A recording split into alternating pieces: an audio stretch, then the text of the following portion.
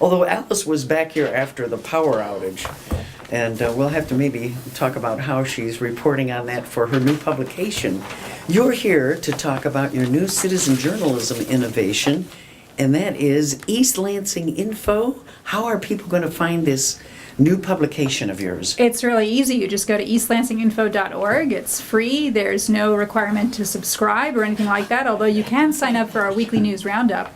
Basically, you just go and read what you want to read, and it's all about East Lansing. When did you launch?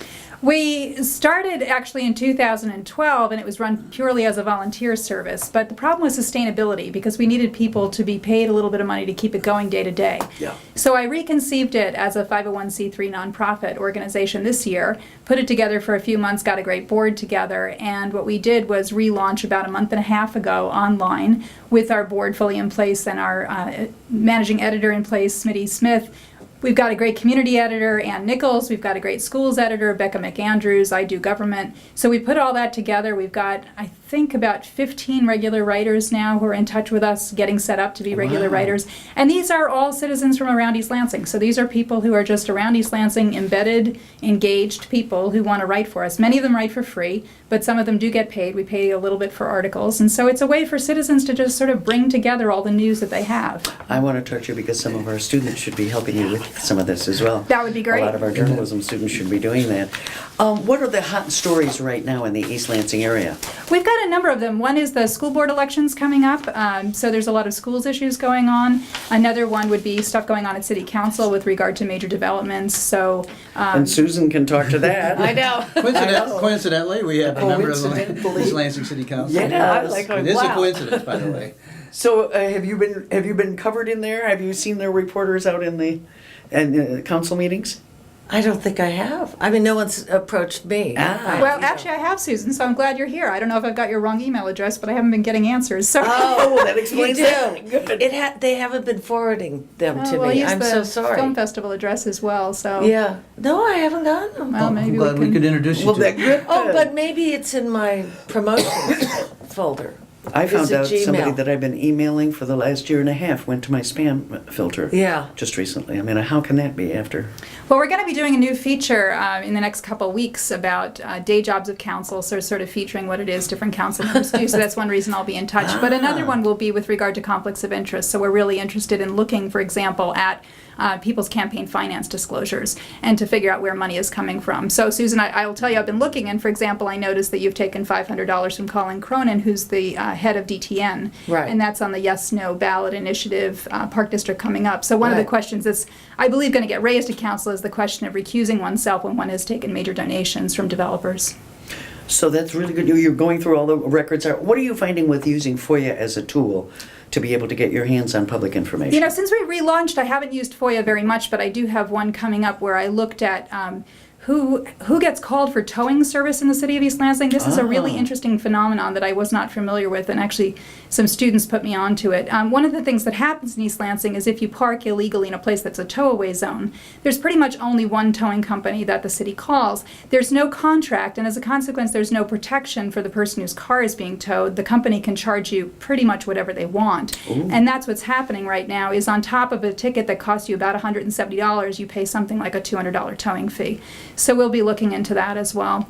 I should say we do nonpartisan citizen journalism, so one of the things that we do is make a point of trying to be very much looking at everybody and everything that's going on and just kind of trying to put the word out there in terms of what we're finding. And we try very much to ask people who may disagree with one person's point of view to respond to us from another point of view. So you're eager to accept guest blogging and... We don't do any blogging at all. No, Oh, we no. don't accept All any straight op-eds news. whatsoever. We have no editorializing. We have no opinions. We don't post any comments because we don't want to degenerate into a sort of he said, she said shouting match in the comments.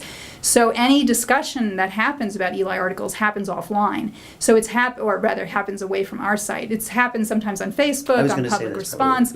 But as far as our site goes, it's a place where you can go where there will be no opinions, there will be no editorializing. You know, occasionally somebody will mention that they enjoy a particular vegetable that's at the farmer's market, but they will they'll be clear about the fact that that is them who enjoys it and not the idea that this is the best vegetable ever. So you're hardcore. We have interesting editorial meetings where we discuss, can I mention that I like this vegetable? And we decide, you can say you like that vegetable, but you can't say that's the best vegetable at the market, because that Sounds would be like the, editorializing. New York Times. It sounds like trying to get my students to understand how that they're not a PR agency. And that Exactly, and it is interesting how often people who say, I donate money to the organization. As a board member, I can't take any money. What I want is better journalism around here. So if our competition forces the LSJ to be better at it, I'm happy.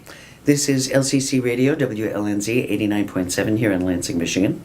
Well, one of the things that's gone wrong with newspaper industry, and Bonnie knows it, there's very few weekly newspapers anymore. That's and East right. Lansing used to have one of the best in the country. And it covered the city council and everything else back in the 60s and 70s very carefully, and it's gone now. It is It's very mostly a frustrating. ad flyer now. So one of the things we're offering is a weekly feature called Council Capsule, which appears on Wednesdays, and that provides a council capsule of what happened on Tuesday at council. And one of the things it does is just run down who voted for what. Because one of the things you can't find out in this town until weeks and weeks afterwards officially is who voted for what. That seems to me ridiculous. It should be possible on Wednesday morning for people to find out who voted which way, Yeah. who declared a conflict of interest, who recused themselves, what was the issue before council. So these are just factual summaries at that point. One of the more surprising things to me, and you're a colleague at Michigan State University in the day job, is that the state news has expanded its mandate to cover East Lansing, or at least that's what they now recast their mission as doing. The irony, of course, is that it makes it somewhat difficult for the, I think, other enterprises, because of the fact that they have there some $40,000 students, and every semester $5 of their tuition fee goes into the coffers of the state news, which gives them a heck of an economic advantage compared to a citizen journalism startup. And yet their original purpose, and I thought their purpose was to cover campus and not to be the paper of record for East Lansing. Do you find that they cover the kinds of things that in the community? It's on and off. It depends who the editor-in-chief is from year to year. It depends who the reporters are, and it can be quite frustrating because I think when they've had good reporters, it's been excellent reporting, and in the last few years, that's fallen off. I was fascinated to learn that the state news is also a 501c3 nonprofit Yes, it organization, and I didn't realize that until I started looking into it. You know, it can sometimes degenerate into a sports blog, which frustrates me a lot because I think the journalism students deserve better than that, but the community deserves better than that too. So I'm always glad when they're covering city issues. The thing is, city issues can be complex, and it's important that they work really hard to get it right. And so I'm hoping that by our doing some work, and we're interested in hiring MSU journalism students to work with us, to try to get a higher level of fact-checking, a higher level of sort of quality news reporting. So just as an example, this past week, the State News published a piece about the TIF that had passed the tax increment financing with Trowbridge, and the headline was something like, "City will get more in tax revenues than the developer from new agreement." Exactly the opposite of what was true, precisely the opposite. And they ended up correcting the headline, but correcting the headline a day and a half later. So it's that sort of thing where it's like you really want some better high quality reporting. And MSU Journalism has a terrific program, so it confuses me as to why we run into Part that. of the challenge, of course, is they do have a special sports specialization now, which means they do have a heavy emphasis on that. And you sometimes see that those are the kids who then end up at the state news. But you know, I walk downtown in East Lansing all the time, almost every day, and every time I pass the State News building, I get so frustrated. The pictures they have up are all rock concerts and Yep. sports and nothing else. Nothing about our Nobel Prizes, nothing about the Frib, nothing about arts and entertainment or anything like that, just rock stars and sports. One of my complaints about journalism is that it went from being a blue-collar job that people in the community worked into. You started out as the copy boy and you ran around and you were from the neighborhood, that kind of thing. And then by the time you really knew enough about the community, you could get a chance to start reporting on it. As the field professionalized, it now means that suburban kids are covering urban areas they know nothing about and have no affinity for. It's a very different kind of field, and I think one of the beauties of a citizen journalism approach and the thing that you can bring to this kind of reporting is people in the community who do understand the issues in depth. That's absolutely right. You've got a 20-year history here. And so we've had people say, I'm on this commission, is it all right if I report on it? And we tell them, as long as you're reporting in a way that's fair and judicious and I can check the facts, absolutely, that's perfect, because you know that commission better than anybody knows that commission. So I'm right now on a committee of people looking at rental nonconforming codes, and I'm going to be writing an article about it because I need somebody to write an article about it, and I'm the one attending the meetings. So I might as well put forth, what are the landlords seeking to do, what are the concerns of the residents, and I can do that. Yeah. Well, one of the things that happened too is because of money just disappearing was the State News used to have a full-time reporter that would cover East Lansing. Right. I suspect that the Lansing State Journal did, and neither of them do now. Well, John Parker covers East Lansing for the LSJ and also for the Town Courier, but I think the reporting there has tended to be just kind of the biggest issue, and at some superficial level, probably because she's limited in terms of how much she can say. Electrons are free for us. We can go on a little longer. We can unpack stories. So we've had a number of stories that we've really unpacked a lot, like the yes-no ballot initiative in East Lansing on the question of the sale of parking lots. We've been able to really unpack that, look at who's behind the yes campaign, revealing that, who's behind the no campaign, trying to reveal that. We're trying really hard to unpack that stuff for the voters and say to them, here's the information that you need to make an informed decision. Not tell them which way we think they should vote, but try as much as possible to get the facts out to them. I know there was a big fundraiser at the Avenue yesterday for the two of the people running for the school board. The school board is a hot race this year, isn't it? It is, very much so. And we're trying to be really careful in terms of how we report on it. So one of the things we're doing is just trying to report kind of what the issues are. And then I think we're also going to be sending out questions to all of the school board members and ask them to respond in a certain number of words and not more than that, and be printing their answers. That's similar to, for example, what the League of Women Voters does, but we're able to answer sort of different kinds of questions that we know are really burning in the minds of people who are the voters of East Lansing. May I ask what kind of economic model you're running on then? I mean, you're not going to sell advertising, I understand. Right. So we're citizen reported and citizen supported. So we are essentially using a model similar to NPR, although we don't have corporate sponsors at this point. No underwriting. We have no underwriting at this point. We will be seeking foundation grants, and I feel pretty confident once we get a really solid system up that we'll be able to achieve those kinds of things. But we run kind of cheap. I mean, we don't pay anybody a ton of money, and so we're able to do this. And I donate my time for free at about 35 hours a week, so that provides a bunch since I'm a national level writer, so I write fast, and that helps. We've got a lot of writers who are willing to write for us for free just to donate their own time and are doing really high quality reporting.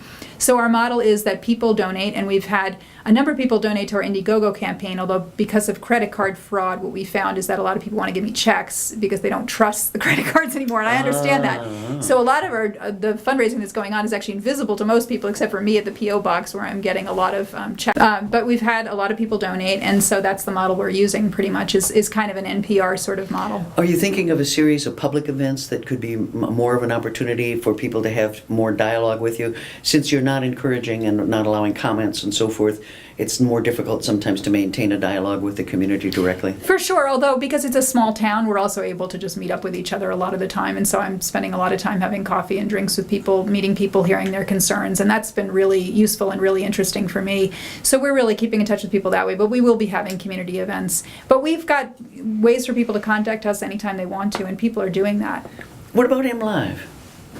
You know, MLive, I think, does a lot of really fine reporting, but again, it's here and there in terms of East Lansing. So East Lansing has so much going on, It really economically, governmentally, in terms of the town-gown relationships that get ignored.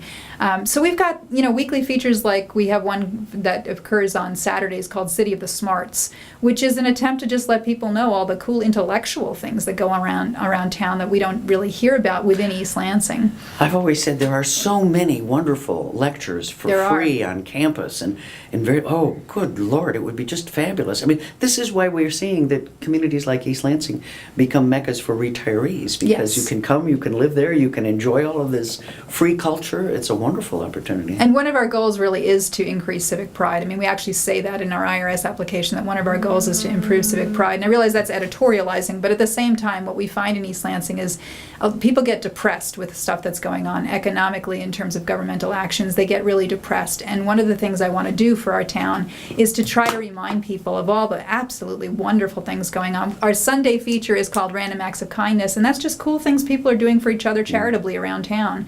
So last week, we looked this week rather at the Powder Puff game that the students are doing to raise money for breast cancer awareness at the high school. Coming up, we have a group of citizens who are painting the Valley Court steps rainbow colors to celebrate diversity. So these are just little acts of kindness that people are doing for each other to try to improve how people understand our charitableness towards each other in this town. One of the biggest complaints is that there's no good news in the newspaper. But again, then as I keep telling people, when the plane lands safely, they tend not to write an article about it. So Unless it's in the Hudson. Although since I seem to be dying of Ebola, you can do the story about the first victim here in the community. What's coming up in that? Should people look for new content every day? What is your goal to try to produce new content? Yes, we've got weekly features for every day. So we've got Eli on Earth on Mondays. On Tuesdays, we've got Ann About Town, Ann Nichols writing about cool things happening around town. On Wednesdays, we've got Council Capsule. Thursdays, we've got Show of the Week. Fridays, I'm going to forget what everything is. We've got Ask Eli to Investigate, which is a fun one. People ask us to investigate something. So this past week's was how much money gets transferred from the BWL coffers to Lansing city budget. And this week will either be a question about the East Lansing city debt or about a bra hanging on a light pole, because I've got two questions and it depends on whether or not the city manager answers my first one. If not, we'll be covering a bra on a light pole because somebody wants to know how it got up there.